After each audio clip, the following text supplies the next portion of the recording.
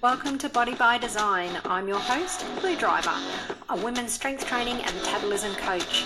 I went from years suffering hormone imbalances, looking soft and bloated, to symptom-free and building muscle for a toned athletic physique. Since then, I've made it my mission to empower women to take control of their own health, hormones and body composition. So grab a cup of coffee and let's build your body by design.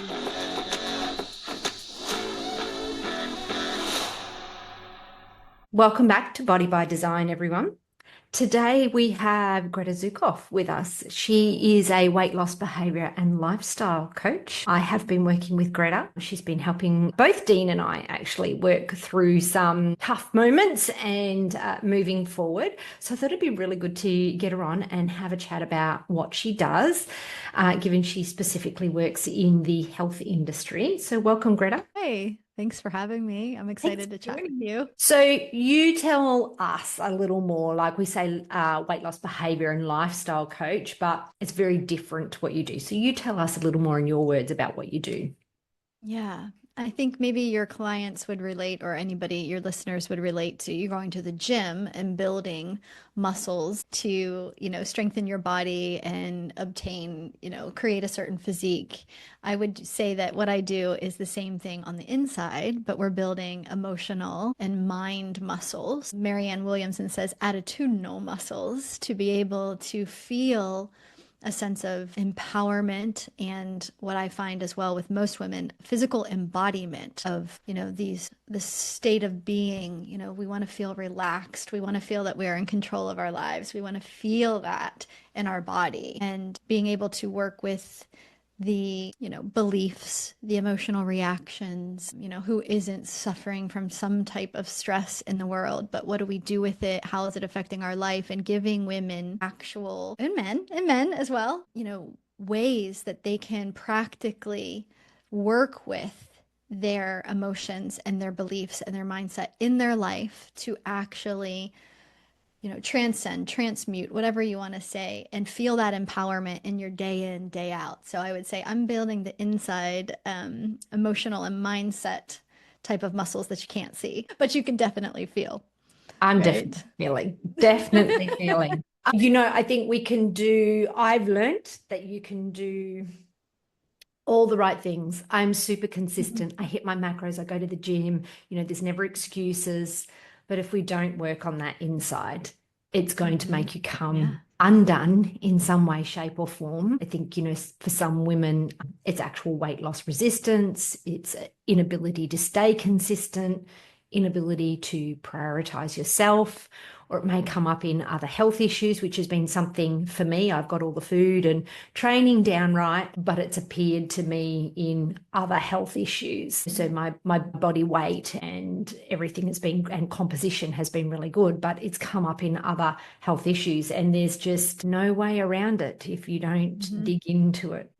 Yeah. And it's the one thing that I like to say, we have all these metrics, and there's so many different apps and so many different wearable devices, and you can count and calculate and strategize all you want with whether that's food, whether that's your training, but how do you measure? How do you track this? It's not something that you can actually put your finger on. But I like to also introduce the idea, the concept that the body is really following our mind, and we can influence it with our beliefs and the choices and the decisions that we make externally, like the outside in. But that other part of the equation is that inside out as well. Now that can be a little bit misconstrued probably because nutrition, you think of all that being on an internal level, but I'm talking about, you can't really track and measure this emotional stability or the beliefs that you have around something. And the body really responds. It's the first responder to those beliefs that we hold inside of us, whether they're silent, we don't maybe know that they're there. They're in the unconscious mind, they're in the subconscious. It just feels so real to us that we don't even question it, and how the body is actually responding to that, as well as our inability or our capability to emotionally regulate. And that's where we find, I say, dis-ease in the body. It may manifest in an actual disease or diagnosis, but it's also just that discomfort and not feeling like you are home in your body, not feeling relaxed, not feeling calm, feeling the dysregulation. which makes everything else more challenging as well. Consistency, as we were talking And about. you're Right? very familiar with this as well. This is a place that you've come from in your journey. So tell us a little bit about that, to how you got to this place where you're now helping women. Yeah, absolutely. I can relate very well. I mean, my journey with my relationship to my body, food began at a very early age, which it does for all women.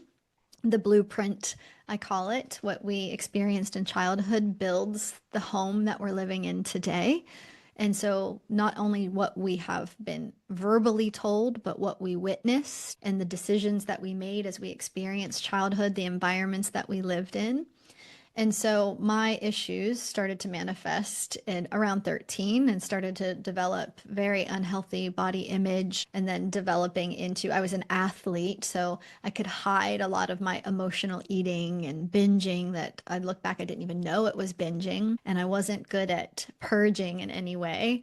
So I wasn't a good vomiter, so I was exercise bulimic. I would take high intensity exercise to counterbalance at a very young age because I could hide it, right? I was an athlete. What are you doing? I'm going for another run, you know? And that stayed with me for many years, and till I was in my, I would say, late 20s, it started to manifest in a lot of different health issues. But it was also the accumulation of unattended years of not addressing emotional suppression. My childhood, the way that I was raised, actually forced me into like a hyper masculine state of being where I needed to be strong, I needed to be capable. And I always say we're running that masculine software for years and years and years on the feminine hardware, and it's not designed to do that. And it manifested for me in all sorts of ways. So I don't know if a lot of your audience is in the Australia, but pounds in America. I'm 5'3" and I was 182 pounds at my heaviest. I'm doing calculations. 82 Yeah. kilos. 82 kilos at 5'3". Yeah. And was diagnosed with a pituitary tumor. So a lot of autoimmune issues. And I see that a lot in women when we have we don't even realize we have this deep self-hatred where we're feeling unworthy. We feel like we're incomplete. We're trying so hard. We're shaming ourselves. And that over years of internal abuse started to manifest. My body said, okay, yeah, you hate us. All right, we'll show you what that looks like. And I mean, this isn't a scientific stat. Actually, Dr. Gabor Mate has some information about this with women and autoimmune disease and how it is, based on our emotions. But I just feel that the body's the first responder. So I developed like a pituitary tumor. Like I said, my body was responding in all these different mysterious ways, and I couldn't figure it out. And going through, years of trying to go to doctors, Western medicine, and I just completely, well, and also ending a marriage, had a marriage ended through infidelity. My partner cheated on me and, left me devastated. And so it was just, my life was in shambles and I had to go in. There wasn't anything else that I could do externally. And I had to take my health into my own hands, which I'm sure a lot of your listeners are familiar with, and you yourself experiencing this, like that is, it's my responsibility. But I didn't realize the aspect of the emotional and mindset and belief work that the journey that I was about to uncover. So I've walked the walk and, used the things that I used for the past 18 years, as I use myself as a human guinea pig, and the things that work for me and the things that have freed me, mind, body, spirit, are the things that I refine and work with clients, whether that is, a woman who is resistant to weight loss, or whether their relationship has ended, or, feels rocky and they're just struggling with a lot of pain and suffering there. It runs the gamut. There's really no separation, right? And so, yeah, I've lived it, breathed it, walked the path, and, just want to share, the information, whoever I attract to work with me. I always say, you have everything inside of you that you need, and you've attracted me to be able to help you, know that. And you definitely came to me in a lot of, and I think that's one of the things I love about working with you. You understand, you get where it's coming from. I'm sure you Yeah. attracted me for that exact reason. I Yeah. actually found Greta through Kitty Bloomfield and Craig McDonald, and I'm very Mhm. grateful for everything they have ever done for me, and especially sharing you with me because it's Uh, been a big turning point for me. You yeah. talk about how it starts somewhere and it kind of comes out in all aspects of your life. And Yeah. for listeners, I originally came to Greta thinking, I've got a block in my business and I want to try and move Mm. past this. So that was one of my things. I'm thinking, I don't need help with the, weight loss or health, or, I'm all over that. Yep. And it turns out that there is so much more to it. And when I look at everything, by the time this podcast go out, Dean and I would have Mhm. done a podcast. I've shared with my audience a fair bit Oh, yeah. about bits and pieces that have happened. But Dean's actually going to sit down and do a podcast with me, and we're going to talk about our journey. Oh, yeah. And mine probably started even a little bit sooner with a breakdown Mhm. of a marriage. And then, I've met Mhm. Dean. We've had a lot of child custody battles with his ex, and that was a bit of a wild time. And then he's had cancer a Mhm. couple of times. And I just had all this, and now I realize anger inside of Mm. me. Yeah. And it was coming out in different ways. Now, if you want to look at the physical side of it, we're talking about exhaustive cortisol. So I'm now not Mhm. producing cortisol, and that's creating health issues for me and hormone balances and all those sorts of things. But if we miss the part of the emotional, all the physical we do is not going to work. So in all other aspects, my physical is wonderful. I'm a health coach. I'm a health coach that certainly lives what I preach. And Mhm. yet there was still that missing link. And it was really interesting for me to come to you and go, oh, well, I've come to you for this one thing. And it's Yeah. just become so much broader, yet it all comes back to the same thing. All Right. comes back to the same thing. So, yes, I have Yeah. hyper masculinity in me as well. My Mhm. thing, I think, if I was to nail it down, there's fear of people leaving, and you don't really Mm. realize that going through life, Yeah. but they're through whatever's happened in the past. I won't get into all the nitty gritty, but it all of these things there's just this pathway that comes back to something that's happened to you that makes you, for me, it is the fear of rejection, the fear of loss, the fear of someone leaving, the fear of not being good enough. I'm sure that's very common for a lot of women, though. Yeah, and you're so courageous to talk about your anger. It is the one thing when women come to me and they, especially if they're struggling with dropping weight, not that's not your problem, not your issue, but when they're holding on, right? The Mm. anger, resentment, the inflammation in the body, and we don't realize how it's like draining the battery underneath the surface if you don't have a way for that energy to move through your body. It intuitively wants to, but as women, that's not what nice girls do. Right? We're supposed to keep it together. So it's a very taboo emotion, I think, for a lot of women, or it will be expressed in an unhealthy way. And it's really not even it's coming out all sideways and it's not even the real core issue. So you're very courageous to be able to speak about that. And I think it's a hidden area for a lot of women, especially with their health issues or stubborn, weight that doesn't want to leave. And like you said, all paths lead back to, the Buddha says there's three beliefs of the ego. One is lack, the second is attachment, and the third is control. And I'm sure every woman that listens to this, including both you and I, can relate to those. And for me, I've done a lot of internal emotional work, but it's never done. There's always an assignment, and it doesn't mean that you're not having a beautiful, satisfying life. And mine doesn't manifest in like I feel so sad or depressed about my life. Like I don't feel the lack, but like as you said, it seems like everything kind of funnels back to that one core belief of the ego that wants to make you feel separate, that wants you to forget about how powerful you truly are. And that you are whole and that you are complete and that you have everything that you need. And you're believing in that illusion of separateness and lack.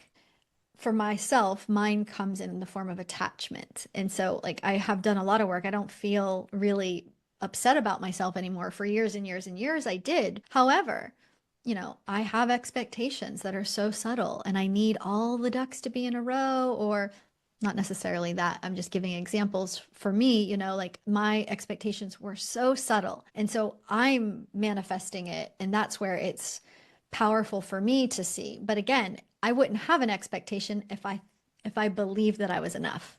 So every human on that is, where I say we're half human, half angels, but the human part of us, forgets that divine part of us, the spirit part of us, and the ego takes over. But every body that's walking on the planet has that belief of separation, like at some point in our life, whether it's reinforced in childhood, it doesn't matter. We got it now. What do we do with it? And so, like, I see mine being most triggering in attachment. And some women will say, mine's in control. I want to control everything. Well, you wouldn't have, if you didn't feel like you were, not enough, then you wouldn't have the attachment. And then you wouldn't think that you were the one that was responsible for making it all happen. And we just cycle through those misperceptions of ourselves. And what we need to do is we have to transcend those survival mechanisms that have been created in our bodies that are blocking us from, all the things that we truly want to experience, but we just keep seeing through the lens of the past, right? Like we just keep seeing the blueprint just keeps showing up. But what do we do about it? Right. So we have to lean And into that. I think the control part is something within my audience that I see a lot of women trying to Mm-hmm. have the control of. It's kind of bred into, I feel like it's bred into us as well as mothers that we're meant to control and raise these little human beings. Greta and I have just started touching on this because my daughter's just turned 18 and she said to me the other day, she's a person on her own. You actually can't control. And I'm like, I didn't like that. And I went away and thought about it and something happened the other day and I went, oh, Greta's right. We'll work on that a bit more. But when the control and it certainly went deep for me. The anger started coming from the control when I couldn't control with what was happening to Dean and how the hospital I worked for had treated me and hurt him and all these things that had happened. And I personally just got to a point where I was like, I just want to let this go, but we don't know how to sometimes. Right. And the thing is to relate this back to the physical for the audience who are maybe new to this concept. That for me, it manifested in, I ended up with adrenal fatigue. So high cortisol for excessive period of time that then your adrenals give way pretty much, and then you're not producing cortisol. So for an extended period of time. So I've been in this high anger, high control for a long time, doing all the right things. Now I could work on bringing my cortisol down. I'm doing all the things with some, therapeutic supplementation, and there's all sorts of things that I'm doing there. And I am starting to feel better. However, the thing is, I can work on that side of it, but if I never work on that emotional side of it, it's going to come back or never fully resolve because the emotional side there is what's driving it. And for anyone else listening, inflammation is the driver of most diseases, autoimmune, thyroid issues, insulin resistance, all goes back to inflammation. And fibromyalgia is another one that we see a lot of people coming up with. It's inflammation in the body, and it's stress. The inflammation comes from stress, which takes you back to the emotional side. We can have our physical stresses like over-exercising, under-eating. They're obviously stresses, but there's a reason why you're over-exercising, or a reason why you're under-eating, or a reason why you don't want to choose the foods that are going to nourish your body. And that's the emotional work. And if you don't ever change that, you're not going to achieve the results that you want physically. But again, like I say to people, you come in for a physical journey, but it always turns into something else. Yeah, I say that's like the Trojan horse surprise. Surprise! It's not exactly what you thought it was. Yeah, yeah. Everyone This comes in got you in looking the for, game. This got you in the game. Yeah. yeah, come in looking for weight loss or more muscle or, sculpted physique, whatever it is they come in looking for, and it turns into something better. My journey did. I was looking Yeah. for a program. I found Kitty and Craig, and I was looking for a program because I was sick of wandering the gym, not knowing what I was doing. And then I realized, oh, there's more to this. There's my health. And then it just turned into this whole personal development journey as Yeah. well. And you become a different person. Absolutely. And that is what it's all about. It's the being. Who are we being? We can do all of these things, but again, it's not compartmentalized. One thing, leads to the other. It's all interconnected. And it really comes down to like, who do we want to be? What is our state of being and how do we embody that? And if you are if you're in a place in your journey where you're looking for that body change, I think I've said it many a times now, your body is simply a symptom of your lifestyle and behaviors. Your behaviors are driven from the emotional programming that you've got. So at some point, you've got to go back to it. Now, this all sounds very easy, me sitting here talking about it. Right. There's been a lot of tears with Greta, people. There's been a lot of tears, a lot of moments of, my God, like just those, something hits and you just go, wow, that's something that's been there for such a long time. And it makes sense as well. And it's a very, when you hit something like that, you feel so much lighter. Even though there's still when you realize it, I think that's when the real work starts. You've really got to start working on it. But you feel so much lighter when you see that, because there's a way out. I think women feel like there's not a way out. There's a lot of my women is about they don't know how to prioritize themselves, being those mothers, caring for everyone else, but they need to look at the why. Why aren't they worthy of putting themselves first? Yeah, that I know it's a lot of women struggle with that. It goes back to the beliefs that you hold about yourself. Sometimes it's the fear of not wanting to experience guilt. We can't live with the idea like, oh my gosh, if I don't give my all to my children, I never want them to come back and hate me, or you don't want to live with that projected fear in the future. And then you're responding from your past blueprint. And it's just this constant, are you living in the past? Or are you afraid of the future? And you just feel paralyzed. So what do? We default and we put other people before us so we can kind of avoid ever experiencing something like guilt or shame in the future for disappointing or being a bad mom.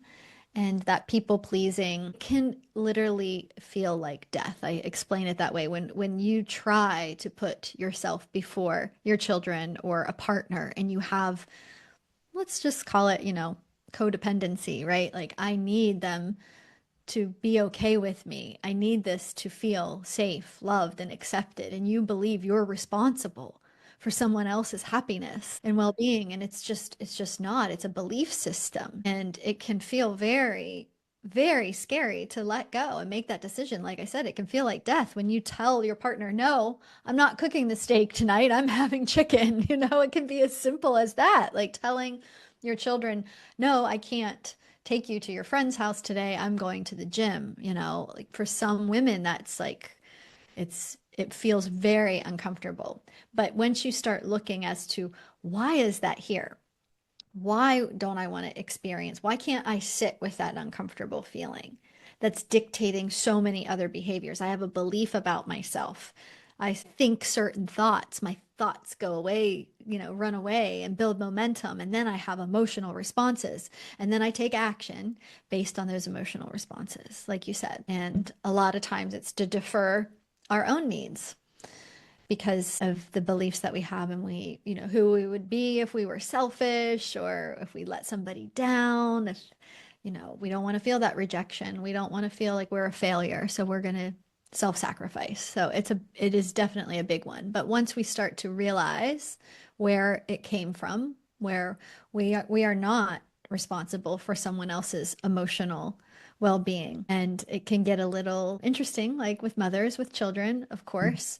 And however, I always remind anyone I'm working with the greatest gift that you can give humanity, let alone your children, is your connection with yourself. I was going to say the change in relationships with people, but yes, there's a change in relationships with people, but I suppose it's the change of your presence in the world. And let's be clear, I've only just touched on a couple of things with Greta.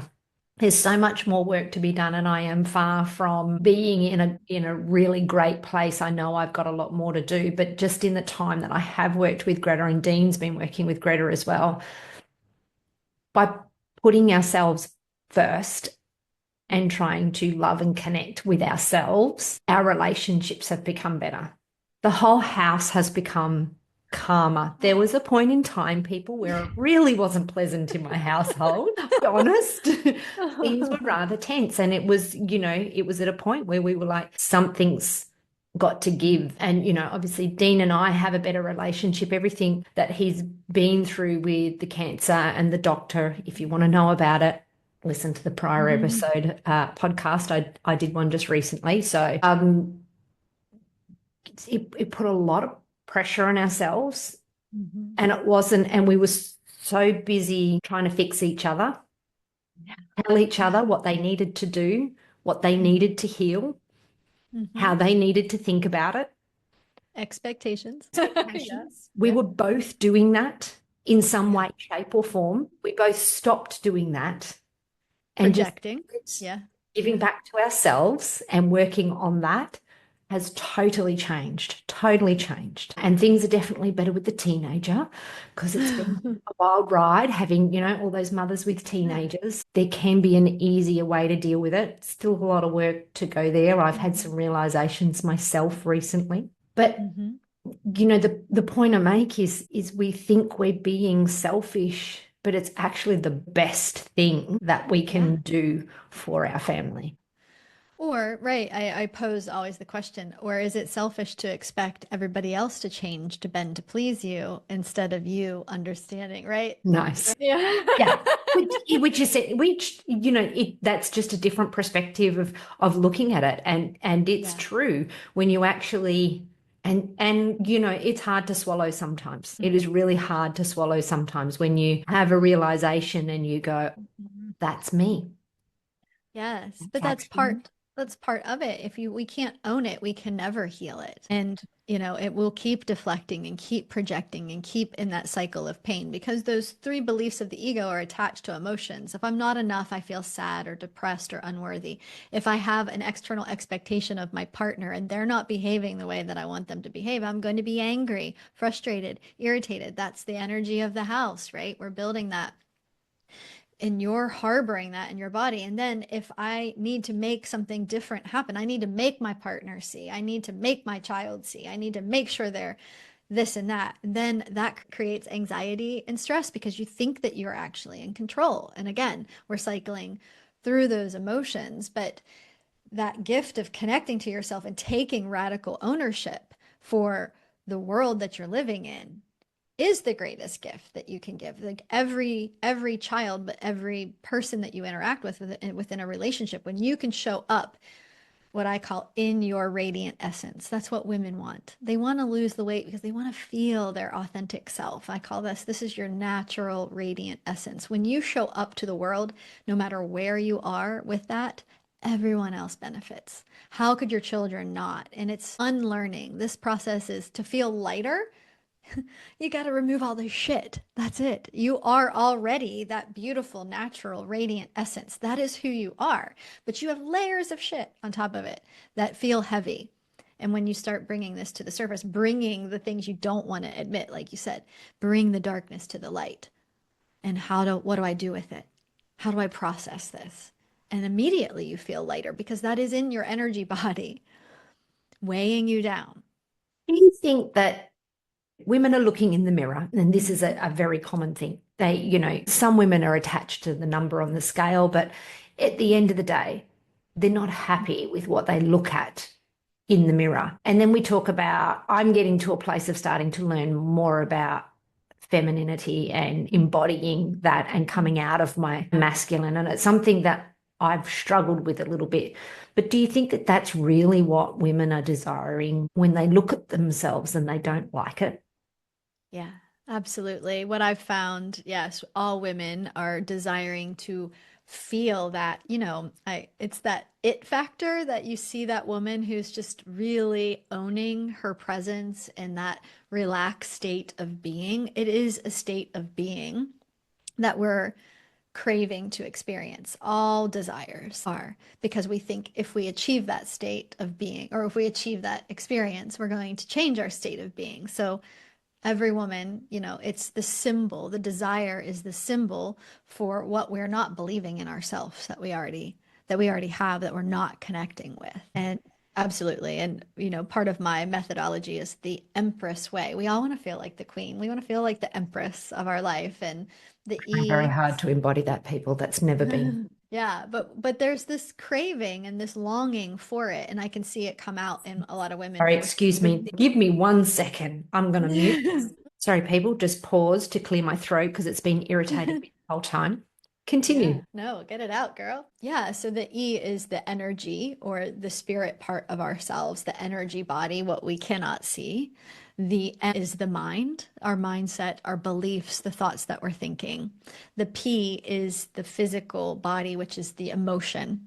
We experience the physical sensations. That can also include, right, our physical appearance in the world or how aligned we feel with our body. But when we work on those three components, the spirit part of ourselves, the minds, the mindset, the beliefs, and then the physical reactions that we're having and how we are being in the world, equals our RESS, our radiant essence, right? Like that's the queen energy. That's the, you really are in the empowerment place of your life. And it is our just our authenticness and our natural state of being that we know is in us, but we've lived lives, we've had bad things happen to us, we have beliefs instilled in us, and we are conditioned by what society thinks. We're living in this state of mind where, you know, the ego takes over and makes us forget. So it is just a return to that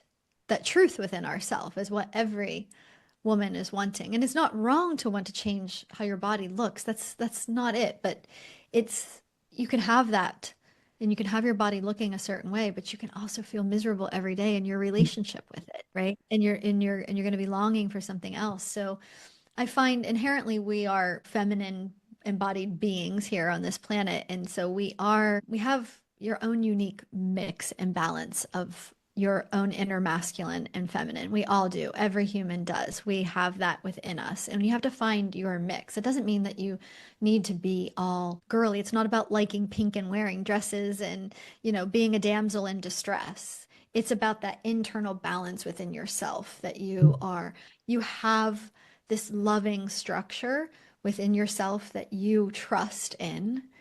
That would be your masculine, right? A nice, healthy self-concept. You trust that you'll show up in the world and you provide a container for yourself to be able to experience the full embodiment of who you are, all your emotions. Like it's safe to experience anger. You don't have to be so tough to not experience the anger because I got you. You got yourself, right? And then that balance, it's when you can balance that within yourself, you show up differently in the world. Like you know yourself. You walk into a room differently. You know, you wear that outfit differently.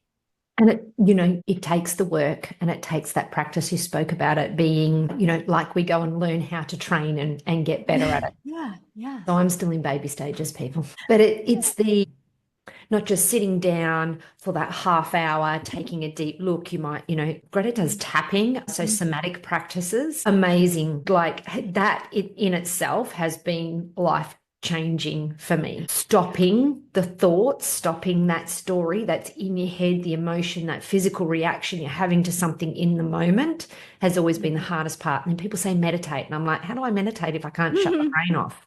Like it was like there's this step missing. Tapping, highly recommend it, has been really, really good for me. But it's more than that. Like once you do that bit of work and you're feeling in that state, it then becomes a practice to be able to pull yourself back to that throughout the day when you're faced with challenges. Because I found it not quite easy, but you know, you have a moment where something happens and you go, okay, I need to work on this. You do some work on it, you feel better, but you need to be able to carry that into the next thing that you face in life, the next thing that comes up. the next time that, something's irritating you about your partner, and how you're responding to it and how Mhm. you're showing up for it. So it takes the practice and the work, but I think that's for anything that we do.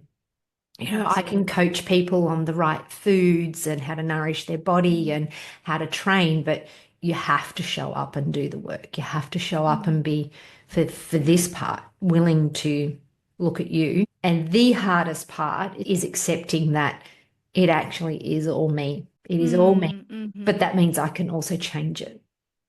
Bingo, right? If it is outside of you, then you have no control over it. It is the Yeah. ultimate empowerment. And yeah, just noticing that you said something and I wanted to comment and it just slipped my mind about being able to take it with you in the world.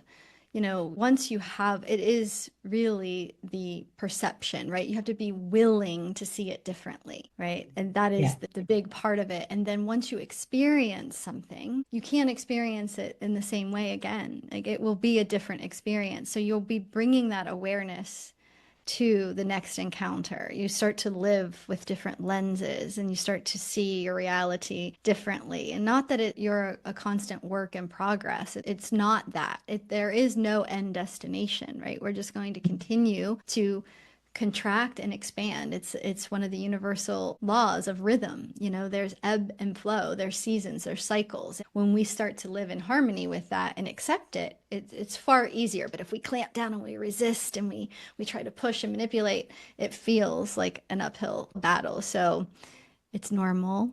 It's a And way of how, living. yes, absolutely. And, A different way of living. Yeah.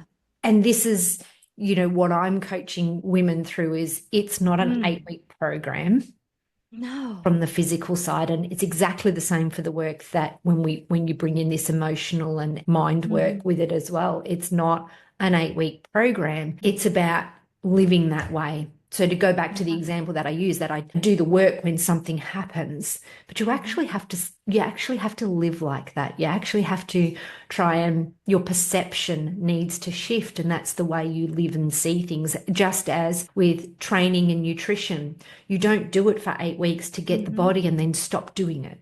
There is no 8 weeks. It Right. takes longer. There's ups Mhm. and downs. There's contraction and Yeah. expansion in it. But me, as a person that a lot of people would look at and go, oh, but I give anything to have a body like yours. Well, I'm still Mhm. doing exactly the same things I did when I didn't have the body and wanted it. You've got to Mhm. live like that. It's got to be something that becomes a way of life, and that emotional side comes into it as Right. well. Yeah, and that cures inconsistency when you decide that this is who I'm going to be rather than this is an 8-week program I'm going to do, right? And Yeah. so what is the journey that you must take in order to become that woman, as you said, right? It's just a natural side effect for the woman who is being that. But when you can't get into that embodiment, it's one thing to understand, like I know how to do a deadlift, right? I could see somebody do a deadlift. I know, conceptually, knowledge what I'm building muscles wise. But until you put your hands on the bar, until you bend your knees, until you actually physically feel it, and it might feel foreign in the beginning, or maybe you don't quite have it right. And then, 2 weeks, 3 weeks go by and you're deadlifting and all of a sudden you nail it. It's like, I feel it, right?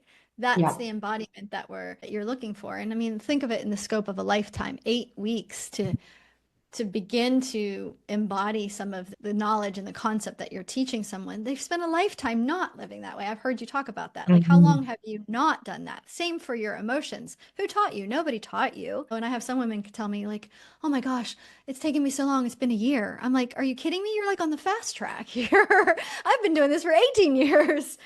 And I It's think like, when you go back to, I actually did a post about this, and this is from the physical side, but this is, again, it's the emotional side as mhm, well. From the moment we're born, we're exposed to things that are going to imprint us everywhere. mm, And the post I did mhm, around the physical was, women of our age that are in that 40 plus group were mhm. brought up by mothers that had Jane Fonda playing on the TV, Yeah. and being skinny was the thing and eat all the broccoli and cut all the fat. We were brought Mhm. up exposed to that, not just by our mothers or our fathers, but it was literally in the world. Everything. Yes, And as absolutely. babies, we are programmed to absorb. I didn't have an absolutely terrible childhood.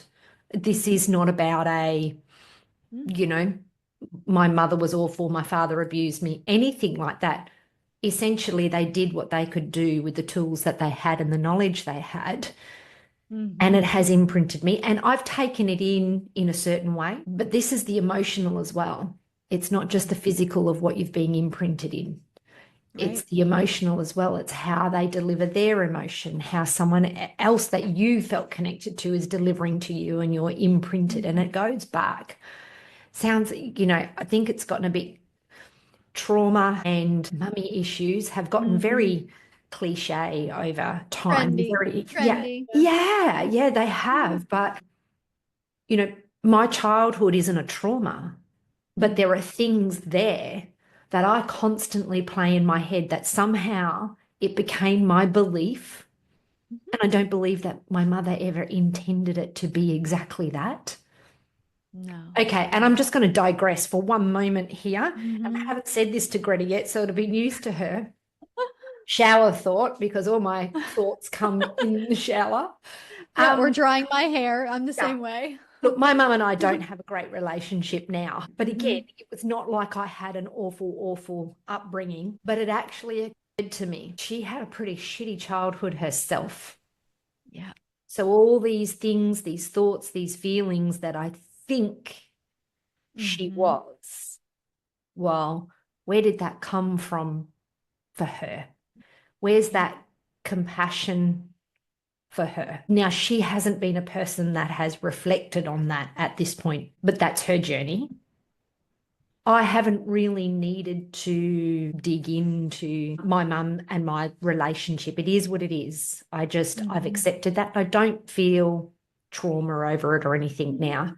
But I did have that moment the other day where I went, wow, she was the way she was, because she actually did have a shitty upbringing, alcoholic Yeah. parents. And, Oh gosh. she was Yeah. left bringing up, she was the eldest and she brought up the other four kids pretty much. They had no Mhm. money, all these sorts of things. So she actually Wow. did have a very shitty upbringing. And Mhm. it was a realization for me that she did the Mhm. best she could with what she had. Yeah. That's beautiful. And I feel, you're talking about layers of anger and things that you've worked through. You can't be in your heart. You can't have compassion. You can't see that through that lens of love until you can process, and again, like you said, really look at how do I feel? And your feelings aren't right or wrong. They're Mm. just an experience and that you are not those things. And if you know how to work with them, release them, you'll have that change of perception comes naturally because you're able to live in more heart-centered space that's available to you, but we don't realize how many layers that we have until we actually work through it. Same with me, like I was never told I was fat, but however I looked at, I could see my mom upset with her own body and Mm. cry when she tried on clothes. And I saw her, and then all of a sudden, 13, my body turns into my mother's body. Now, my mother was voted most, beautiful in high school. Like she was a beautiful woman. But here I am at 13 thinking she's crying over her body. That's a bad body to have. Holy shit. Now my body looks like that bad body. What do I need to do with it? And so that's how subtle the Mm. imprinting and the blueprint of the structure of the psyche that we live in. And we don't know until, you experience something different. Like, wait a minute, this isn't normal, Yeah. right? Yeah. And, my mom And never intended to hurt me or would never tell me I was not beautiful or anything like that. It's just, and to your point with your children, you can't control how they perceive you. They're getting blueprints as well. That's why I encourage women, my poor you're trying children. really hard. Yeah. They've got some work to do. However, I do believe we pick our parents, and that empowers us as well to know that everything that you've needed to fulfill your destiny here has started in the womb of your mother. She was your portal, and you knew that she was going to be able to give you all of the skills and development, both positive and the perceived negative things that you've experienced that are helping you to become the woman that you truly want to be. And that is for everyone, even in the worst of circumstances. So, yeah. And before I digressed, I was talking about the trendy trauma, and it goes back because of your mum and your parents. And some people may even be out there listening, thinking this is, for want of a better term, woo-woo. And this was Dean. And I want to share this part, that Dean is very much a man's man, and he's ex-military. He's all about the facts, the science, the practicalities. And I encouraged him, he was having a really tough time with things that were going on with his health and the acceptance of what had happened. Yeah, a lot of emotion. And I encouraged him to talk to Greta. I said, just be open, just talk to her. And he literally came out of his first conversation with Greta and just scooped me up and gave me the biggest cuddle and just said, thank you. And he felt relief. And I believe his words were, he felt like he was drowning and he at least had his head above water now. So this is from a man that doesn't believe in woo-woo. Look, I'm getting all sad again. I have goosebumps all over my body. Yeah. He doesn't believe in woo-woo, and he's a very practical person. And he is still with Greta now and making great progress. He's so much happier in himself. And as I've shared, we've never, I'm not suggesting, by the way, that we were ever in trouble people or anything like that, but we go through really hard times in life, and it was really hard, really hard. And things are so much better for it. So don't be quick just to dismiss any of this. And if there's one thing that I've learned, because Greta mentioned the thing about parents don't control their children, and I'm like, yeah, we're parents, we're meant to raise it, all those things come up, and I felt resistance. If you're feeling resistance, there is something there. Yeah, you actually should lean into that and go, why don't? And that is where usually when I feel resistance from you, that I feel I'm resisting you, that's the part where later on it pops up and I go, and it's usually something in me that I go, okay, this is something I need to change, that I need to change my perception or something I need to work on. It's very hard accepting that. But what I am learning is if I can do that, I can also change it, which I'm really enjoying that part. And it's an honor to be your wing woman. I enjoy that. And also Dean's. And like, you make a great point. I mean, that's the ultimate masculinized, don't feel your emotions, be stoic, and how it can manifest in that feeling like you're drowning. And, a lot of men don't have an outlet. And I do work with men and I do work with couples, but I mean, we're no different as women, even though that we think that we emote more. We probably do. But however, if we are in our masculine energy, there's a lot of similarities as well. So you make a really good point. And also that resistance is typically protecting something more vulnerable. Like, hey, don't come here. Nothing to see here, right? Like, I want to contract. I want to protect. And so you're absolutely right. You nailed it. That's like, if the key is, can I lean into it? Or it's a bringing in of that resistance. Instead of resisting it more, it just gets bigger and bigger and bigger. But at some point, it's so much better for you to come to that realization. I can't force that to happen for you. I can open up the awareness, shine the light, and then you inevitably have your own experience. And now you're like, okay, I'm ready. Yeah, there's been some of those moments. Those are the best. Those are the best, though. Greta must open up her messages and go, oh, here's Lou again. She realized. I love it. You certainly give me things to think about and work on when I go. And like I say, everyone, I went into this going, so Craig had even mentioned to me, building your business, you really need this, Lou. You really need this. And I know he meant more because he knows Craig, having been my coach, he has been through the whole thing where Dean has been from his first diagnosis through everything. So he and Kitty are very aware of it. So I think, though he pitched that to me as building your business, Lou, you need this, he knows I needed it. more than that, which I'm very grateful for. I came into this sign of a great coach. Sign of it met you where you would listen. Sign of a great coach. so much gratitude for those two beautiful people. I like same for me. Gratitude, for me as well. they're amazing people.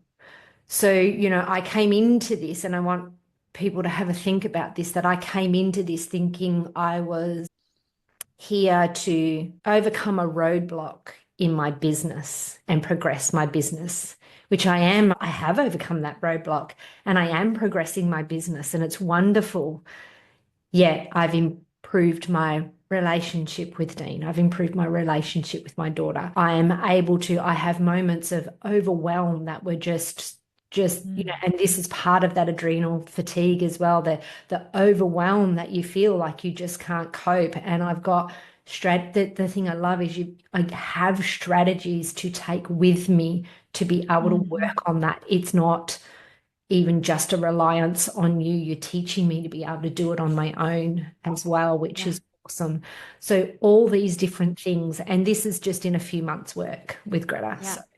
So, would you say that your business, like we started to focus on that in the beginning, but as your relationship improved, as the other things improved, the business just came in. Would you say that that's a...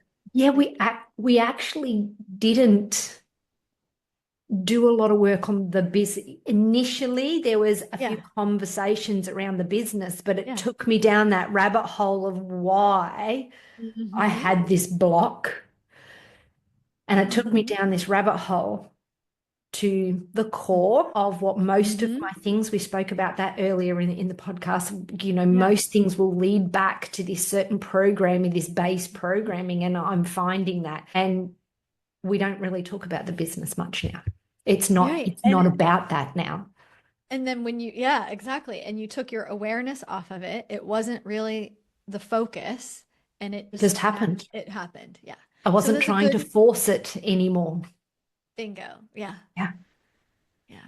And so I like that awareness, and seeing that when people are struggling with something, and the more that they apply that fix it mentality, or, you know, sometimes it can continue to stay out of reach or get bigger even. And so with your body and things like that, when you're feeling stuck. So it's just, you know, understanding that little tricky universal law. If we don't need it to happen, universe says she doesn't need that.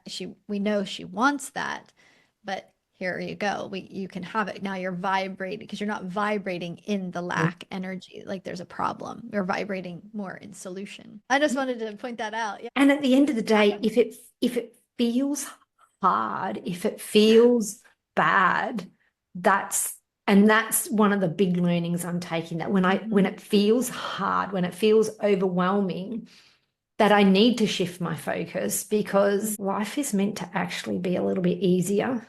So I just need to stop. I found that I would get into this, you know, even down to Dean's story, you know, you get stuck in that negative emotion, and it's shifting from that, because if you're feeling that negative, you're not going to bring what you need or want, because you're in this negative. So it's shifting away from that and shifting back to something that feels good, that feels right. That's where tapping is amazing for me. That shift was always very hard, and I acknowledge that can be very hard for anyone, that when they're in that negative emotion, their head is running away from them. The tapping is an amazing practice. It really does cut that for me. It will also reveal a lot of things to you as well. There's a bigger bit to it. Yep, you get into it and then you go, oh, okay, didn't realize that that's where it was coming from. But it will cut, for me, it cuts that negative feeling and story in my head, and allows me to find a pathway back to ease, which you refer to as connection. But it should feel good. So keep doing the things that feel good.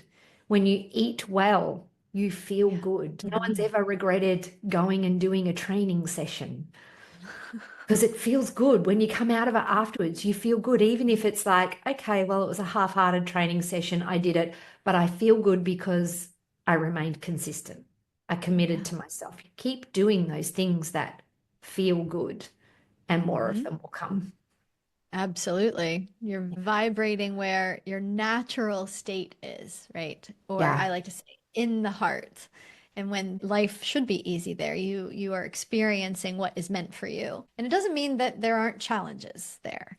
It just means that it should feel good. Yeah. Yeah, it should feel expansive. When you're in the heart, it should feel expansive. And if you're not there, that's an indication. I'm like, and we start to play this game with ourselves in terms of, am I contracted or am I expanded? Am I in survival or am I in the heart? Yeah.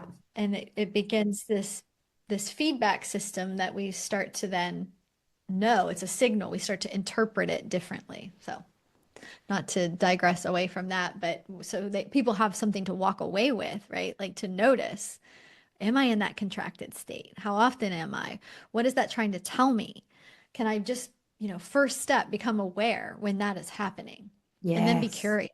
Be curious. Why am I contracting? Well, you're having a misperception about yourself or something that's going on. You are not that negative thing. It's like a little tap on the shoulder. Hey, you're going down the rabbit hole. Not where that's not true. Yeah. And like you said, the tapping pulls that domino out of the chain reaction that keeps on wanting to go. And it's a somatic. It tells the limbic system, the fight, flight, freeze, fawn, and reproduction, to calm down. And Mm. so you're giving yourself that somatic experience while you're focusing on the fire, the chaos, the thing that is just disturbing you. You're also telling your brain and your body that it is safe and it can calm down. So that's why it feels like the momentum stops and then you come back to yourself and then you have a whole other opportunity available to you, a whole other vision that wasn't there before. That's why things are revealed to you. Yeah. It just stops everything enough for you to give you space to see what other options there are for you. Yes, yes, Yeah. that's it. And that's what I've always needed. And I find it really. So, anyone who is in my coaching program, I have Mhm. some resources that Greta has very generously shared with us. So, there are some basic resources I'm tapping there for anyone who is with me. But being mindful of time, I do have another Yeah, client call to go to. I will wrap it up here. yeah. I will drop your link in the show Mhm. notes.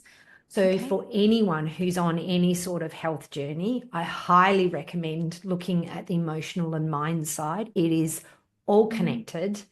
And just as much Mhm. as the physical is about the lifestyle, the emotional needs to be there too. It's a holistic approach. So if anyone wants to make contact with Greta, I'll have her contact details in the show notes. And Yeah. thank you so much for being here today and sharing. Oh, thank you so much for having me. I love it. Thank you. All right, no worries. And anyone who found this helpful, please take a screenshot and share on Instagram Mhm. at strengthtraining.nutritionist. And I'll see you next week.